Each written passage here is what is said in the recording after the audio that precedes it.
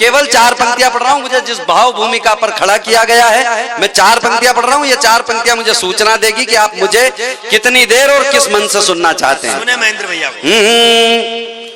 कौन कितना भूखा है, हाय हाय, कौन कितना भूखा है, थालियां बताएगी। हाय हाय, कौन कितना भूखा है, थालियां बताएगी।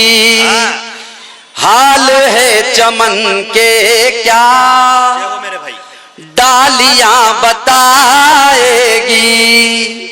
और मेरी बात पहुंचेगी आपके दिलों तक जब मुझको आप लोगों की तालियां बताएंगी। मुझको आप लोगों की तालियां बताएंगी। मुझे पता नहीं आप क्यों कंजूसी कर रहे हैं। मुझे जिस भाव से आपको सुनाना है मैं उस मन से आपको सुनाता हूँ। जी भैया। और पहली 4 पंक्तियां पढ़ता हूँ। स्वागत है। बगैर किसी भूमिका के। स्वागत है। सुने तुम्हारे पास आने के सुअवसर कम नहीं आए। हाय हाय, तुम्हारे पास आने के सुअवसर कम नहीं आए।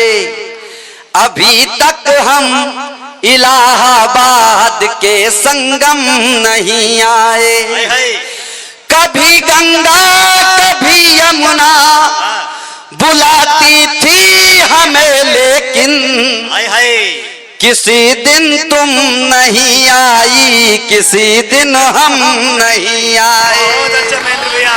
किसी दिन तुम नहीं आई, किसी दिन हम नहीं आए। आप इतने मन से और इतना डूब के प्रेम सुन रहे हैं। पवन भैया मैं 4 पंक्तियां और सुना रहा हूँ। राजस्थान ने दोनों भाषाएं बोली है। जब तलवार की जरूरत पड़ी तो राजस्थान ने तलवार भी दिखाई है, और जब तंबूरे की जरूरत पड़ी तो माँ मीरा ने तंबूरा बजाकर पूरे देश को प्रेम भी बताया है कि ऐसे किया जाता है। मैं बस उसी प्रेम के हवाले से 4 पंक्तियां पढ़ रहा हूँ। कहाँ किसको कभी गुजरी कहानी याद रहती है। प्रेम सुन रहे हैं तो मैं जुड़ते जाना। मैं बीच के बहुत सारे संवाद नहीं करते हुए आपको कविता सुना रहा हूँ, बहुत लंबी यात्रा करने के बाद। स्वागत है। कहाँ किसको कभी गुजरी कहानी याद रहती है, न राजा याद रहता है न रानी याद रहती है। याद क्या रहता है? न राजा याद रहता है न रानी याद रहती है। मोहब्बत में ही ताकत है जो दुनिया में अमर कर दे। हमें सदियों तलक मीरा दीवानी याद रहती है।